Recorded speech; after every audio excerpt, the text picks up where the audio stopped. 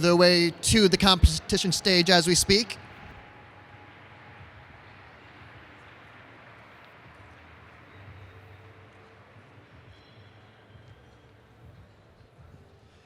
And whenever they and you are ready, MiMo, go ahead and call for your music and call time. The stage is yours. Y'all are ready? Awesome. You guys are good? All right. Lloyd, can I get the music?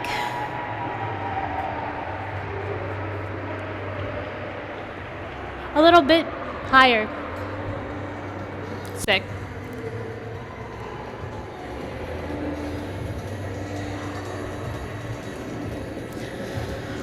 Time. All right, guys, here we are, back at it again, one more time. Yeah, okay.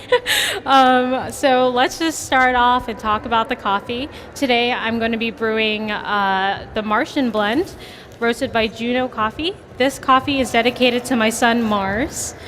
Just like him, it's a 50-50 blend. It's half natural Ethiopian from Huarca Chalbesa, and then a Guatemalan coffee from Huehuetenango, Guatemala. The notes are, write this down, it is chocolate, walnut, lemon zest, and raspberry jam. So my first drink, I'm going to dedicate to the 90s. Just like the 90s, we had a bunch of drinks that were crazy colors, but it all tasted like fruit. So this, because my notes tasted a lot like matcha, I'm going to make something like a matcha tonic. All right, y'all. If you would give me a moment to spill a little. Give me a moment. I'm going to brew some espresso and grind my coffee for my second drink, the Irish coffee. Thank you.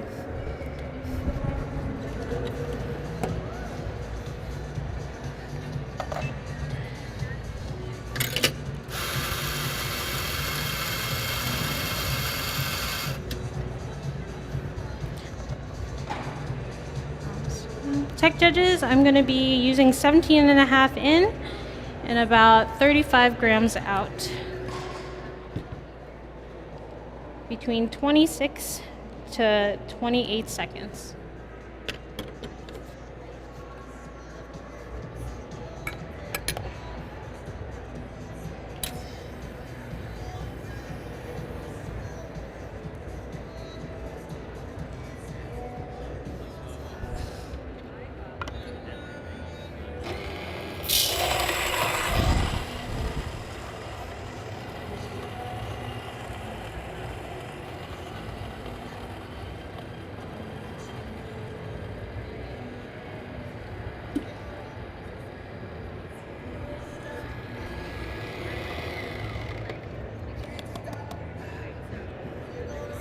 For my second drink, I'm going to be brewing a filter coffee in the Finn coffee brewer. This is a Vietnamese coffee brewer that I used a lot in my youth.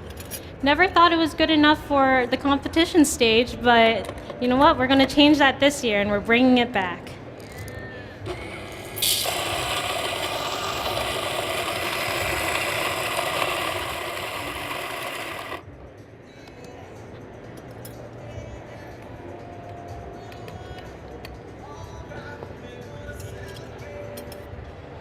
For the matcha tonic,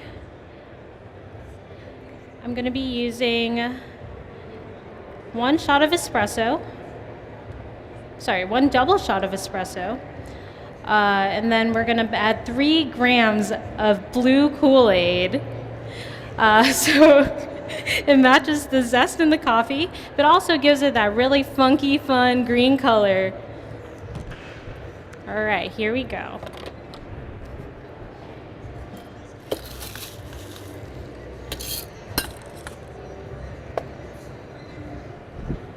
Excuse me, sorry. All right, so here we have a double shot of espresso, 3 grams of blue Kool-Aid. Awesome, and then we're gonna add 2 ounces of pineapple rum from Plantation. This is gonna give it a little tropical slap, but also, you know, give it some sweetness. Finally, we're gonna add half an ounce a brown sugar syrup. This is going to accentuate the flavors in the coffee, but also tie everything together. All right.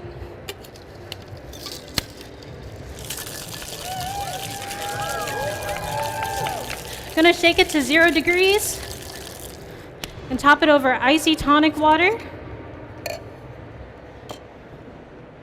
So it has a nice thick body, sweetness, and effervescence.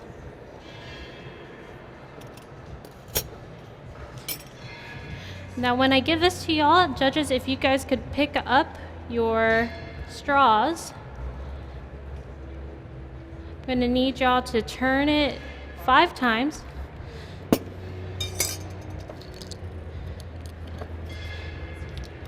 And take 1 big sip. You're gonna taste raspberry lemonade. Second sip, you're gonna taste raspberry lemonade, but with a little bit more walnut flavor. And then third sip, with 1 more big mix, you're gonna get Rocket Pop. It's basically a popsicle from the 90s, and it's gonna be cherry, pineapple, and lemon. While y'all do that, I'm gonna set up the Irish coffee. Let's hear it for MiMo's first cocktails.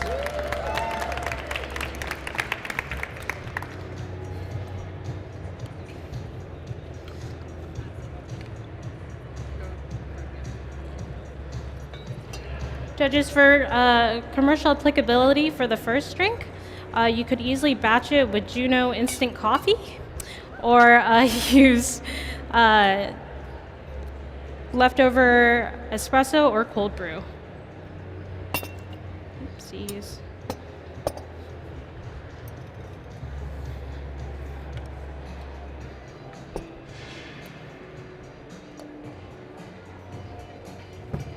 All right, on to the Irish coffee. This is a very special drink to me, and I want to dedicate it to my son, Mars. He is half Vietnamese and half Irish. So I'm gonna make an Irish coffee that is dedicated to him. We're making it in a Vietnamese way. So starting off, we use the Finn coffee brewer to make this beautiful concentrate that will hold up well with both alcohol and cream. I'm gonna give it a little bit of bypass water just to loosen it up a little bit and also bring it up to temp. Thank you. Awesome. I'm also going to be using Slane Irish whiskey. This is a special whiskey. It is triple cast. This means it's aged in an oak barrel, sherry barrel, and then an American barrel. So it's going to have notes of chicory, sherry, and it's going to be super smooth. It's going to go super well with this coffee. Think like Cafe Du Monde. Awesome. Alrighty, y'all. Now we just need the cream. I'll be ready to go. Judges, if you could flip your coasters over, you would see a sweet little dude, my sweet Mars.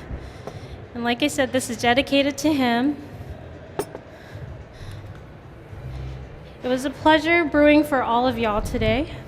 It's been a crazy 2 years, and I'm really excited for all of us to finally be done with the 2020 season. It's been a hoot and a holler, but here we are, y'all. Commercial applicability for the Irish coffee is, well, the Finn is super easy to use. It's small, it's quick, it's cute, just like my son. But you could also use instant coffee as well in the case that the bar does not have any room for brewing equipment. All right, y'all. Here's your Irish coffee. And here you go. The first sip, you're just gonna taste hot and cold, cold cream, and then a hot coffee booze mixture, kind of like Katy Perry. It's hot and cold. And then for your second sip, you're going to have ice cream sandwich with some chicory spice notes. Thank you. Like I said, everyone, it's been a pleasure competing for you guys this year. I'm so excited to finally finish, and Just gonna move some things and drop things, and then you know what? That's time. MiMo Juno Coffee, Sacramento, California, everyone. How you feeling? I feel so good. Good, good. That looked great. You like Nice. it? Yeah. Love it, drink it, live it, love it. Let's go. Perfect. So I've been talking to everyone about the process leading up to this, because again, this competition is unique amongst all of the others in that we have to prepare a different beverage in the finals round, which means that half of our routine in the finals is different than the first one we gave. So leading up to it, we almost have to prepare like a routine and a half. Did that affect how you were practicing and preparing for this competition? Yeah, so I like to think of this competition as we do this every single day. This is our careers. So what we have to do most of the time is think on our feet. So the whole second part of it, when you have to do the Irish coffee, for me, it was just like, okay, I prepared the first round super well. Now I just need to make sure that I just pretend I'm doing my job for the second round. That's a good way of thinking about it. Thank you. Comes more naturally then. Yeah. And the other thing we've been talking about is how you build your coffee cocktails. Some people like to take a classic cocktail build and then find a build with a good spirit, some good flavors that they like, and then find a coffee that matches really well with that. Or you can find a coffee that you love, has a great story, great flavors, and then you build a cocktail around that. Like what does your process look like? My process, well, the first thing I think about is it always has to be super commercially applicable. So I try to use coffees, mostly instant coffee, to be honest, because in bar settings, we don't always have equipment so we could brew with them. So I always just try to think make sure that the coffee is like an actual ingredient. And then I build a classic cocktail off of it. So like an old fashioned, you're like, oh, it kind of tastes like bourbon. So I'm gonna replace coffee with bourbon and then gradually add alcohol back in. Yes. That makes sense. Yes. So yeah. Okay. So you start more from the cocktail side and then move into the coffee. Perfect. That's Yeah. great. Cool. Anyone else out there that you want to say hi or thank?